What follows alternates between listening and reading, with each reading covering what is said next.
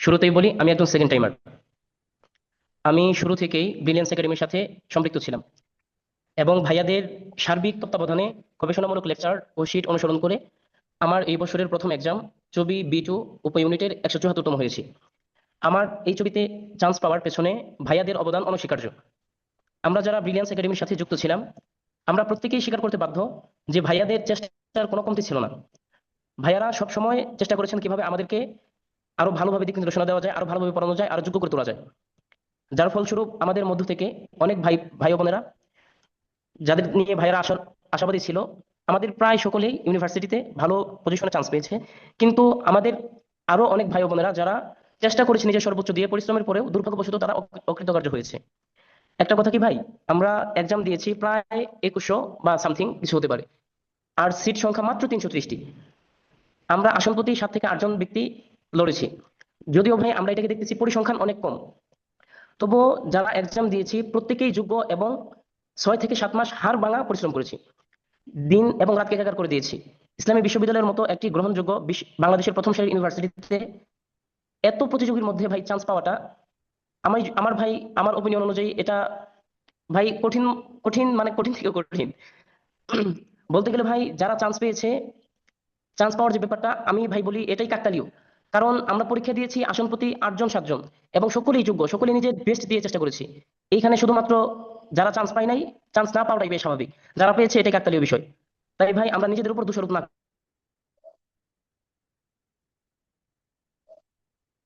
বাপ্পি, তোমার সাউন্ড আসছে না। ইন্ড মানে শেষ শেষ নয় ভাই। ইন্ড মানে হচ্ছে এফোর্ট নেভার ডাইস, প্রচেষ্টার মৃত্যু নেই। এই যে ভাই আমরা 6টা 7 মাস পরিশ্রম করলাম, ভাইদের সাথে সম্পৃক্ত ছিলাম, ভাইদের কথা মানলাম, এত পরিশ্রমের পরেও ভাই আমরা যারা চান্স পাই নাই, আমাদের ভাই এখন অনেকেই বলবে আমরা পড়ি নাই, আমরা পরিশ্রম করি নাই। কিন্তু ভাই বাস্তবতা তো আমি এবং আপনি সকলেই জানি। আসলে ভাই আমরা এই যে ব্যর্থ হলাম, এটা সাময়িক একটা ব্যর্থতা। এই ব্যর্থতা থেকে বস্তুত আমরা নিজেদেরকে যোগ্য করে তুলেছি। মূলত ভাই আমরা নিজেরা এই যে শিখলাম, এটা আমাদেরকে নিজেদেরকে যোগ্য করে তোলা হইলো। সুতরাং ভাই আমরা কখনো হাল না ছাড়ি। এবং ভাইয়ারা যেভাবে আমাদেরকে দিক নির্দেশনা দিতেছে, তারা প্রত্যেকটা টপিক, প্রত্যেকটা প্রশ্ন টু দি পয়েন্টে লিখেছেন, এবং সেগুলো যতটুকু পড়া দেওয়া দরকার অল্প অল্প করে ভাইয়ারা একদম ধরে ধরে আমাদেরকে নিবিড় পর্যবেক্ষণের মাধ্যমে পড়িয়েছেন। এটা ভাই আমি গত বছর ফোকাসে অ্যাডমিশন কোচিং করেছি, অফলাইন আমি পাই নাই ভাই। কারণ তুমি যদি অফলাইনে ভর্তি হও, ভাই এটা আমার ওপিনিয়ন, কারণ অফলাইনে ভর্তি হলে 2 ঘন্টার মধ্যে আইসা 30 পৃষ্ঠার একটা শীট যদি সে পড়াতে যায়, আধা ঘন্টা এক্সাম নিবে, কথা বলবে, তারপরে 1 ঘন্টা হালকা পাতলা লেকচার দিয়ে চলে যাবে, তুমি কখনো 30 পৃষ্ঠা শীট শেষ করতে পারবে না। আর ভাইয়ারা দীর্ঘ 6টা মাস প্রত্যেকটা পড়া যেটা পড়াইছেন ভাইয়ারা, ওইটা প্রত্যেকের কাছ থেকে আদায় করছেন, হোমওয়ার্ক দিচ্ছেন, আবার সেগুলো ভাইয়ারা পরীক্ষা নিয়েছেন, আবার প্রশ্ন সলভ করছেন অনেক ভালোভাবে ভাইয়ারা। অফলাইনে থেকেও অনলাইনে থেকে অফলাইনে থেকে অনেক ভালো বেশি পড়াইছেন। সুতরাং ভাই আমার নিজের একটা কথাই, নেভার গিভ আপ, কখনো হাল ছিল না, চেষ্টা করো, অবশ্যই চান্স পাবে। সামনে ইনশাল্লাহ তোমরাই টপ করবে ভাই। যারা ভাই চান্স পায় নাই, অনেকেই বলবে তারা স্টুডেন্টস খারাপ বা তারা লেখাপড়া করেনি। ভাই আমার কথা কি, যারা চান্স পায় নাই তুমি খোঁজ নিয়ে দেখো, যারা চান্স পেয়েছে এদের থেকে অনেক ভালো বলে স্টুডেন্ট আছে চান্স পায় নাই। চান্স পায় নাই বলে কি তারা ছাত্র খারাপ? কখনোই না ভাই। সুতরাং ভাই আমাদের প্রত্যেকের উচিত ভাইয়াদের সাথে এখন থেকেই পুরোপুরি ভাবে যুক্ত হয়ে ভাইয়াদের প্রত্যেকটা কথা টু দি পয়েন্টে মেনে নিয়ে ভাইয়াদের দিক নির্দেশনা অনুযায়ী লেখাপড়া করতে শুরু শুরু করে দিই। আরেকটা কথা কি ভাইয়া, আমি আপনি যদি বিশ্ব মনীষীদের জীবনে পড়ি, দেখা যায় নেপোলিয়ন, যিনি ফ্রান্সের বিখ্যাত সম্রাট ছিলেন, 1814-তে যিনি লাইপজিগের যুদ্ধে হেরে গিয়ে ব্রিটেনের কাছে তিনি সেন্ট এলবাতে নির্বাসিত ছিলেন, সেখান থেকে আবার পালিয়ে এসে 1 বছর পর 1815-তে আবার দেশকে সংগঠিত করে নিজে আবার ব্রিটেনের বিরুদ্ধে যুদ্ধ করেছেন। মার্কিন বিজ্ঞানী টমাস এডিসন, উনি ওনার জীবনে 1000 কিংবা মতান্তরে দেখা যায় 10,000 বারের মতো তিনি এই যে আমরা আজকে বৈদ্যুতিক বাল্ব পাচ্ছি, এই বাল্ব আবিষ্কার করার পেছনে ব্যর্থ হয়েছেন। তারপরে তিনি সফল হয়েছেন। জন্মগতভাবে ভাই যার হাত পা ছিল না, নিক বুজিসিক, আপনারা নেটে সার্চ দিয়ে দেখেন, ওনার হাত পা কিচ্ছু নাই জন্মগতভাবে। উনি নিজের অদম্য ইচ্ছা শক্তি আর ইতিবাচক মনোবলের কারণে আজ পুরো বিশ্বকে মোটিভেশনাল স্পিকার হিসেবে কাজ করছেন। তো ভাইয়া মন খারাপ করা যাবে না, আল্লাহ রাব্বুল আলামিন এটা আমার তকদিরে রাখে নাই। আমাদের ভাইয়ারা যে শিটগুলো করেছে এগুলো সকলগুলোই একদম ইম্পর্টেন্ট টপিক ভিত্তিক, এবং ভাইয়ারা যেগুলো একদম পর্যবেক্ষণ করে গবেষণা করে যেগুলো আসার মতো, ভাইয়া বিগত বছরের প্রশ্নগুলো দেখে ভাইয়ারা শিটগুলো করেছেন। আমি যতদূর পড়েছি ভাইয়াদের কাছে, আমি ছবির জন্য তেমন বেশি কিছু পড়িনি, ভাইয়াদের কাছে পড়ছিলাম। এই পড়া থেকে আমি ছবিতে পরীক্ষা দিয়েছি। এমন আমি কি প্রশ্ন পড়েও, ইবি প্রশ্ন পড়েও বুঝেছি যে আমি যদি 10 দিন পরে পরীক্ষা দিতাম ইনশাল্লাহ টপ 8-এর মধ্যে থাকতে পারতাম। আমার এটুকু নিজের উপর বিশ্বাস ছিল, কারণ ভাইয়ারা আমাদেরকে পড়াইছেন এবং আমি পড়েছি। এবং ফারহান সাদিক ভাই নিজে তো, ভাইয়া তো এত সুন্দর করে কোরআন পড়াইছেন, বাংলা অনুবাদ, তারপরে আবার ভাইয়া সেটার সাথে ইংরেজি অনুবাদ দিছেন পড়া, আবার ভাইয়া সেটার উদ্দেশ্য, শানে নজরুল গুলো যেগুলো ইম্পর্টেন্ট সেগুলো পড়িয়ে দিয়েছেন।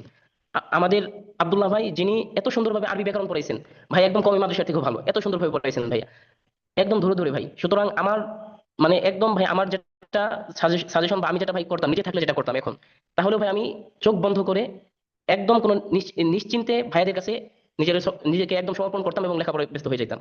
সুতরাং ভাই এক একজন এক এক কথা বলবে, একদম কাছের মানুষ, পরিবারের মানুষ বলবে তুই লেখাপড়া করিসনি, তুই পড়লে অবশ্যই পাইতি, অনেকে অনেক কথা বলবে ভাই। বাট ভাই কথা হচ্ছে, অ্যাভয়েড অল ব্যাড কমেন্টস, সকল বাজে মন্তব্য ভাই দূরে ফেলে ফেলে দাও, এন্ড ট্রাই ইউর বেস্ট, অবশ্যই তুমি পারবে। আমার এতটুকুই বলার ছিল। আসসালামু আলাইকুম।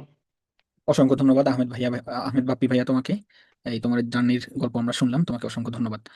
হ্যাঁ, সে বাপ্পির শেষে যে কথাটা বলেছে যে অনেকে অনেক কথা বলবে, নিজের মা বাবাও বলবে, ইভেন হচ্ছে এ কয়দিন তাদের ব্যবহারগুলো তোমার কাছে মনে হবে যে তারা কি আসলে আমার মা বাবা, এরকমও মনে হবে। আসলে তারা যে খুব খারাপ ব্যবহার করছে তোমার সাথে, বিষয়টা এরকম না। বিষয়টা হচ্ছে তোমার মন খারাপ, তো তাই হচ্ছে তোমার কাছে মানে নিজের ভিতরে একটা ইনসিকিউরিটি ফিল করো তুমি সবসময়, সেজন্য তোমার কাছে এরকম মনে হয়। তো আসলে তাদেরকে যদি তুমি খুশি করতে চাও, তাদের মুখে হাসি ফুটাইতে চাও, তাহলে হচ্ছে তোমাকে রিসেন্ট মানে খুব শীঘ্রই একটা তোমাকে এই সফলতা অর্জন করে দেখাইতে হবে। সফল হয়ে তাদেরকে দেখাইতে হবে, তাদের মুখে হাসি ফুটাইতে হবে। এটা হচ্ছে সবচেয়ে বড় প্রতিশোধ। এই যে তারা এই কয়দিন তাদের কারণে তোমার মন খারাপ আরো বেশি হচ্ছে, বা আত্মীয় স্বজন এটা সেটা বলছে, তো এটার একটা জবাব দিতে হবে না, একটা প্রতিশোধ দিতে হবে না তাদের থেকে। সেই প্রতিশোধটা হবে হচ্ছে তোমার সফলতা। বুঝছো? তুমি এমন কিছু করো যাতে হচ্ছে তাদের মুখে, এই প্রতিবেশী যারা কটু কথা বলে তাদের মুখে যাতে কুলু পেটে যায়। বুঝছো? এই জন্য তুমি সবচেয়ে সর্বোত্তম প্রতিশোধ হচ্ছে নিজের সফলতা, নিজের সফল হয়ে হচ্ছে তাদের থেকে প্রতিশোধ নাও। এটা হচ্ছে সবচেয়ে কঠিন প্রতিশোধ। আচ্ছা, ভাইয়া এখানে এই হ্যাঁ, বছর বলো বাপি গুচ্ছতে বলো। যে ছেলে ফার্স্ট হয়েছে সে একজন সেকেন্ড টাইমার, গত বছর সে গুচ্ছতে মাত্র 28 পেয়েছিল, সেই ছেলে এবার ফার্স্ট হয়েছে। চিন্তা করো, মাত্র 28। মাত্র 28 পাইছে, সেই ছেলে এবার ফার্স্ট হয়েছে গুচ্ছে। সে কাম জায়গায় ব্যাক তোমরা করতে কেন হবে ভাই পারবা এমন না বলো? পরীক্ষা। তোমরা তো এক একজন আর ইবিতে ভাই 40+ মার্ক গুচ্ছ পেয়েছো। পরীক্ষা হয়তো 90,000, 90,000 পরীক্ষার্থী পরীক্ষা দিয়েছে গুচ্ছে। তো সেই জায়গায় যদি সে ফার্স্ট হইতে পারে, তোমরা তো ইবিতে 40 পাইছো, তোমরা তো তার থেকে ভালো অবস্থানে আছো। তার মানে তোমরা যদি এখন চেষ্টা করো, তোমরা ইবিতে ফার্স্ট হওয়ার মতো, ইভেন গুচ্ছে পরীক্ষা দিলে সেখানেও টপ করার মতো অবস্থায় আছো তোমরা। কিন্তু হাল ছাড়া যাবে না। ঠিক আছে? আচ্ছা,